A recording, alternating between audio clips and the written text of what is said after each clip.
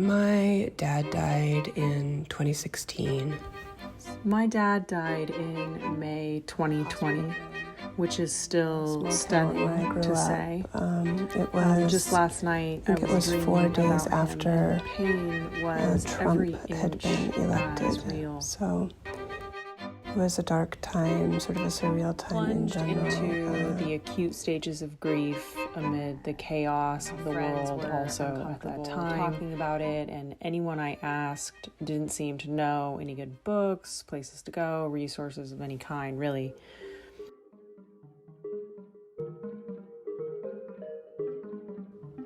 At the top of the pandemic, I made a switch from running a small content-focused creative now, agency. I've been working in private practice and going in solo public education as a creative about consultant plant-based and wellness as a and personal coach. recommending the herbs and supplements and foods and natural, solutions that people need for better health. I do that online and in our Brooklyn apothecary. With the many forms of loss that we experience. I'm determined to aging use bodies challenging experiences to their full potential. And I was frustrated to a state of motivation by the lack of infrastructure for this truly universal experience.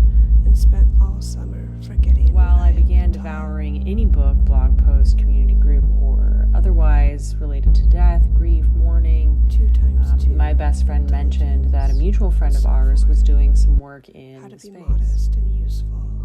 Rochelle and I's mutual friend connected the dots between us and suggested that we get in touch, and I was just really willing to try and to be unsure and to be unsteady and to be imperfect. Started our 1 hour that I was calling story mapping, felt like and therapy, alignment, so I just called this grief mapping, and a constant sort of compass tuning as I grief mapping is conversations and workshopping in an intuitive stream of consciousness, creative way.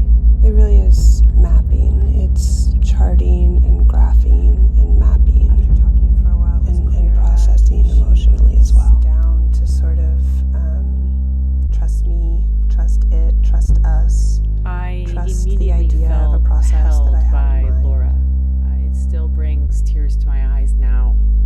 The incredible relief of being able to speak with someone about this experience during the experience.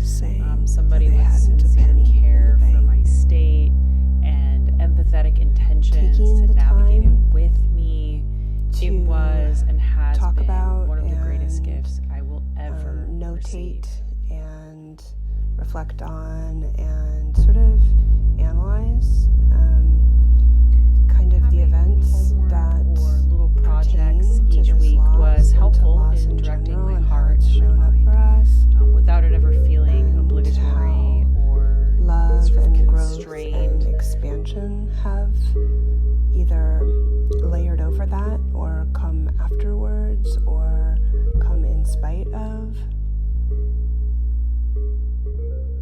I learned so much about my relationship with my dad I probably and about learned myself as and my much as relationship to Rochelle loss did and more as we went through during that the very grief first mapping. iteration of grief mapping together. By fall, I had healed somewhat. Was summoned back to the chalky rooms and the desks to sit and remember. And eventually, when we got to what I thought was the end or the conclusion, it was clear that it didn't want to be the end or the conclusion, and that we should gather up all of that which was shared between us and understood between us and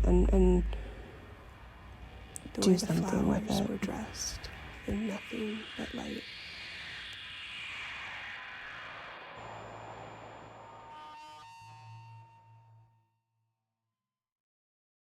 After spending so many years as an editor, more and more in the last few years in my own creative practice, I've been creating opportunities for people to let's tell this feel story. Supported while also being a bit pushed to their Laura edges has a around combination of what they can do creatively and fearlessness, which is sort of curiosity and also tenderness in exploring these really sensitive subjects.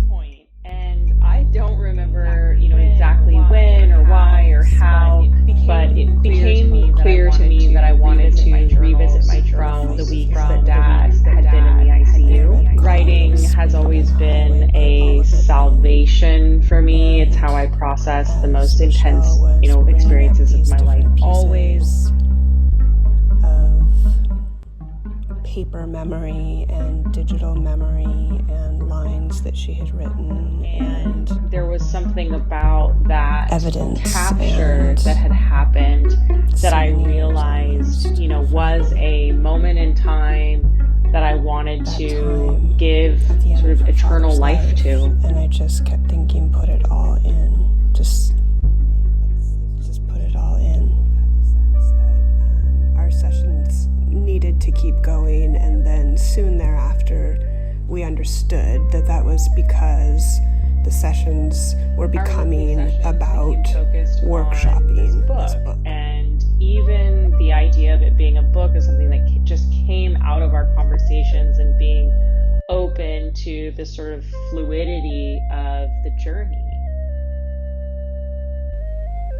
I really admire what and how Rochelle shares practical ways with her clients and really with everyone, socially and digitally, as possible for her Rochelle to go approach, as deep as her insight, in a way that would her really knowledge, her wisdom, bridge with the beauty world in the that natural she's world and health and our bodies and the way that we live in them and the way that we grow in them and the way that we take care of them. Part of the conversation that I'm having every day with people about mind, body, and spirit health, anyway, about a personal experience and a critical topic that I feel very strongly about, and quote unquote Rochelle's promoting book or became shining a light another way on. for her to share what she understands about living healthfully and fully.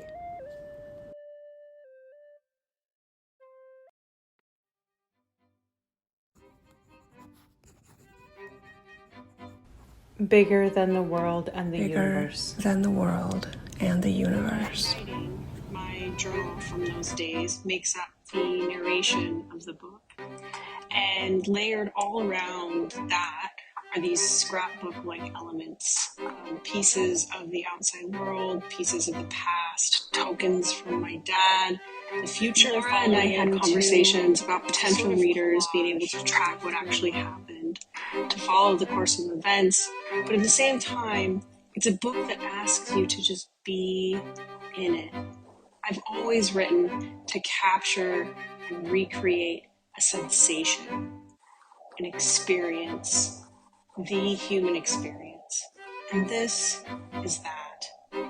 It's going to feel different for everyone, and of course there's more to the story, but the point is to convey the transcendent Alchemy trauma is using something, the words and images, to and even the format and the design create woven something else that's like our unique more generative, more giving, more expansive, and about grief mapping, I think, and then immediately and directly from that process, alchemizing even further, and also layering in designer Jessa Carter, who's just brilliant with layouts and print. My favorite thing to do really is it feels to like be waves, some like part ripples, of like someone something finding that started and the story wants to that keep they going, need to tell, and feeling whole. And I know it can sound ultimately, I'd love to really see big, but really I believe anyone it's and everyone that I incumbent work on with us to build a new that world on together. some way And as well. in order to do that, we need to expand and strengthen our creative muscles. Today, the first proof of the book will arrive in the mail, and I know my heart will be broken open again as I see it in physical form for the first time. I hope that my heart will stay broken open and that others will too.